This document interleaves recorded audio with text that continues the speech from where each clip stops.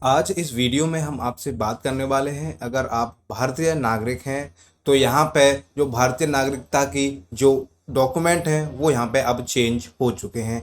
यानी कि अगर आपको भारतीय नागरिकता साबित करनी है तो अब आपको कौन से डॉक्यूमेंट देने हैं। पहले जो डॉक्यूमेंट थे क्या वही रहेंगे? यहाँ पे सरकार का बहुत बड़ा जो फैसला है भारतीय नागरिकता पे वो यहाँ पे आ चुका है। अब मैं आपको बताऊंगा कि आप भारतीय नागरिकता के लिए कौन कौन से जो डॉक्यूमेंट हैं उनको उपयोग कर सकते हैं, कौन कौन से जो डॉक्यूमेंट हैं उनको उपयोग नहीं कर सकते। सारी जानकारी मैं आपको आज इस वीडियो में बताने वाला हूं। वीडियो आप लोगों के लिए बहुत ज़्यादा हेल्पफुल है, इंपॉर्टेंट है। सो आप लोग इस वीडियो को शुरू से अंत तक ज़रूर देखेगा। देखिए, सिटीजनशिप प्रूफ डॉक्यूमेंट, नागरिकता प्रमाण दस्तावेज। आज के समय में हर सरकारी काम में आधार कार्ड और पैन कार्ड की जरूरत होती है, लेकिन अब केंद्र सरकार ने एक बड़ा बदलाव किया है। अगर आप सोच रहे हैं कि आधार या पैन कार्ड से अपनी भारतीय नागरिकता साबित कर लेंगे तो रुकिए, अब सरकार ने साफ कर दिया है कि नागरिकता के सबूत के तौर पर अब सिर्फ दो ही जो दस्तावेज हैं वो मान्य होंगे। यह बदलाव का असर लाखों लोगों पर पड़ेगा, खासकर उन लोगों पर जो पासपोर्ट बनवा रहे हैं या सरकारी योजना का लाभ लेना चाहते हैं।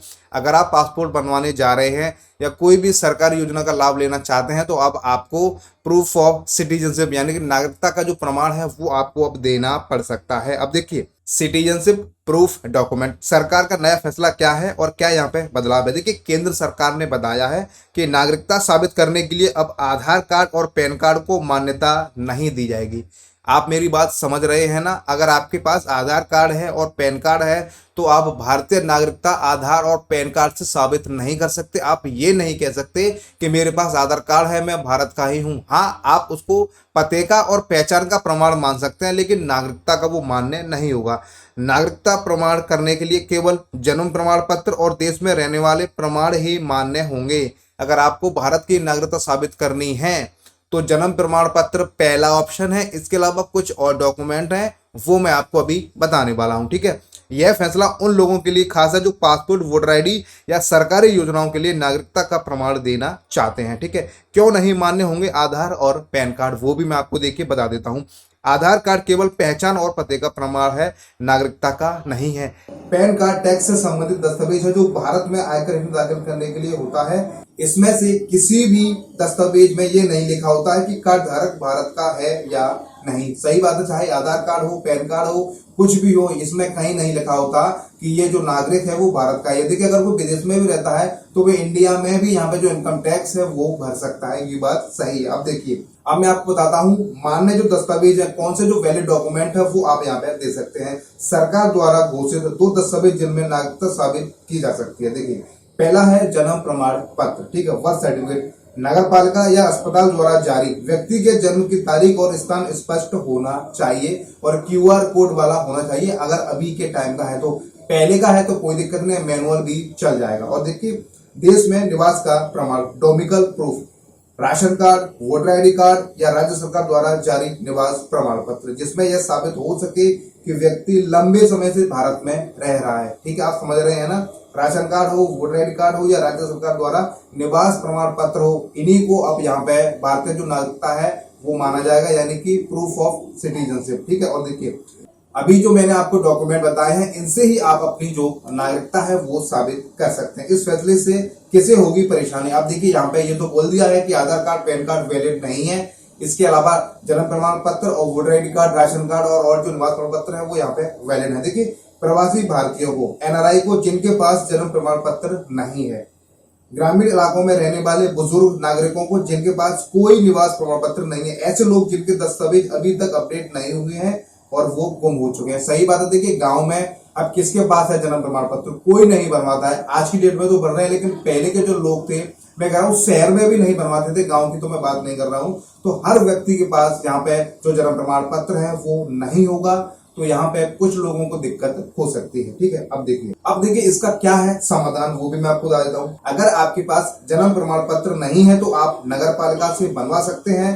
निवास प्रमाण पत्र स्थानीय तहसील या नगर परिषद से लिया जा सकता है। पुराने दस्तावेजों को डिजिटल फॉर्म में बनवाने की प्रक्रिया भी अब आसान हो गई है। अगर आपके पास पुराना कोई डॉक्यूमेंट है, उसको आप आज की डेट के हिसाब से अपडेट करना चाहते हैं तो वो भी हो जाएगा आपको, लेकिन पुराना वाला भी जो भी डॉक्यूमेंट है वो आपको वहां पे देना होगा। अब देखिए, मैं आपको बता देता हूँ यहाँ पे जो बदलाव हुआ है उसमें क्या क्या यहाँ पे चेंज हुआ है। देखिए, दस्तावेज, आधार कार्ड पहले नागरिकता प्रमाण में यहाँ पे इसको वैलिड माना जाता था। पैन कार्ड को भी यहाँ पे पहले वैलिड माना जाता था। जन्म प्रमाण पत्र विकल्प के तौर पे लिया जाता था नागरिकता के लिए। निवास प्रमाण पत्र कुछ मामलों में लिया जाता था। वोटर आईडी कार्ड पहले था। ड्राइविंग लाइसेंस पहले था। लेकिन अब यहाँ पे देखिए, अपने सभी दस्तावेज समय रहते अपडेट कराएं। डिजिटल लॉकर या सरकारी पोर्टल पर दस्तावेज अपलोड करके रखें। सरकारी योजनाओं के लिए आवेदन से पहले ये दोनों दस्तावेज जरूर तैयार रखें। सरकारी योजनाओं का असर, अब राशन कार्ड, उज्ज्वला योजना, पीएम आवास योजना आदि के लिए नागरिकता का नया प्रमाण पत्र देना होगा। कोई भी सरकारी योजना का लाभ लेना चाहते हैं तो आपको नागरिकता का प्रमाण देना होगा।